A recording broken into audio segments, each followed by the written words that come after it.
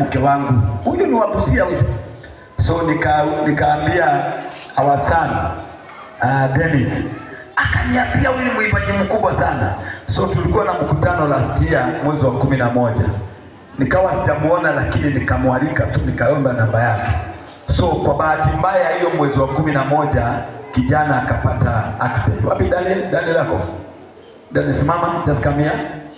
So huyu ni kijana wa Faustin akapata accident. Na ni accident ilikuwa mbaya sana, ambaye ilikuwa imehusisha gari ilikuwa karibu mambo ilikuwa mbaya, we thank God. But kama sio pesa na hospitali kule Bungoma ambaye ilitumia 1.2, hapo ndio nilianza kujaza. Sasa hakukuja kwa sababu ya hiyo, maana alikuwa amelala na mtoto hospitalini.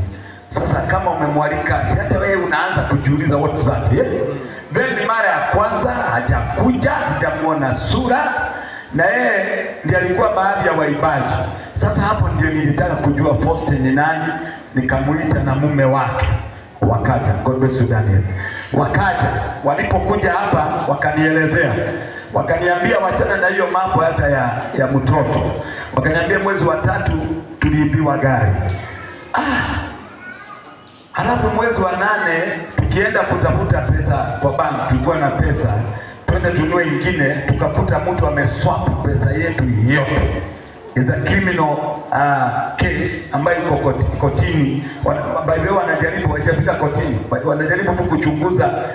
Walijua mahali pesa ilienda kwa banki hiyo na account hizo. So naona hiyo ni pigo kubwa sana. Sio ni pigo. Watu wangapi wanaona ni pigo mtu kuibiwa more than 300,000 one year, mtu kuibiwa gari the same year, na mtu kuwa na ajali ya mtoto ambayo imecost 1.2 million. Jameni, sio ni pigo? Na ni mwimbaji mdogo anajaribu kujiamusha. So nikamwambia hapana, mimi nitakupea pulpit, mimi nitakupea mimi na kanisa. Nikaita tu hapa nikaambia watu, jameni, huyu mama ako na uimbaji, wacha tu kama ako na marafiki pamoja na sisi tuungane pamoja, maana bili imelipo imebaki 565.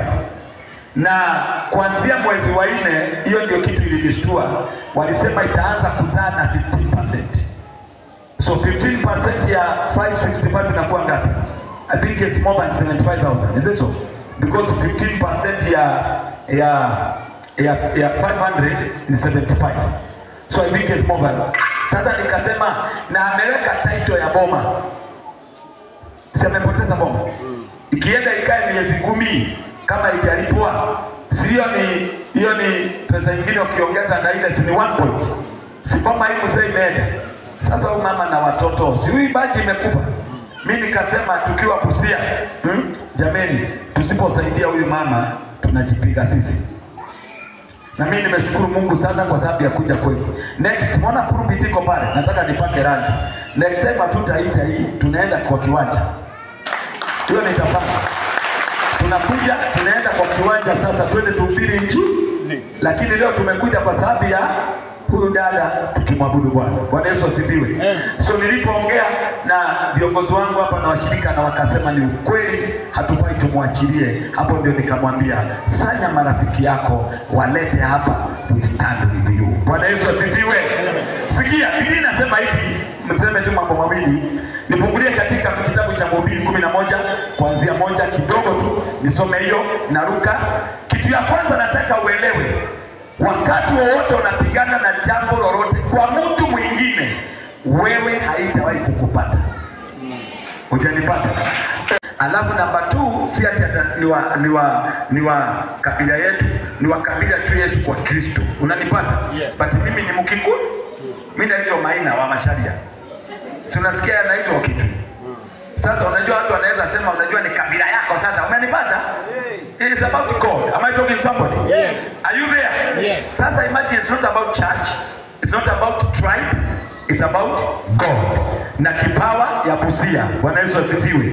Na tumeshukuru sana. Nimeshtuka sana. Faustin anajulikana Nairobi sana kuliko Busia. Papa Nikodi aliniambia, akaniambia, "Huyu ni mtu mkubwa." Nikasema, "Wow, tumekosea." Watu wa Busia. Mnaonaje? Tumetubu leo. Nyinyi msipotubu mtaendea wapi? Mseme tumetubu leo alafu kuanzia leo hatutafunika hii vipawa tena. Mmekasirika kwani? Ama mtaki tuende stadium?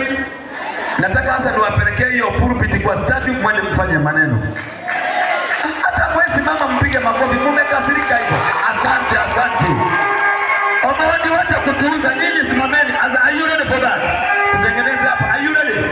So next tunatengeneza kwa kiwa. Alafu tunaita hao waimbaji. Are you ready? Tunakuwa na kama siku 2-3 tunawachinjia ng'ombe hapa ni nyingi. Basi tunaanzia hapo. Na Yesu anatukuzwa. Amen. Biblia inasema namna gani? Ni kuzima unazima hapo ama nini? Nifungulia hapo hivyo speed kidogo. Kitabu cha Mhubiri 11 kuanzia 1 inaongea mambo ya kupanda. Nataka usikie. Biblia inasema tupe chakula chako usoni pa maji maana utakiona baada ya siku nyingi. Twende verse 2. Verse 2. Twende verse 2. Uwagawie sehemu watu 7 hata 8 maana hujui baa gani litakalokuwa juu ya nchi. Verse 3. Twende verse 3. Verse 3. Verse 3. Mawingu yakiwa yamejaa mvua yataimimina juu ya nchi, na mtu ukianguka kuelekea kusini au kaskazini, paangukapo ule mti papo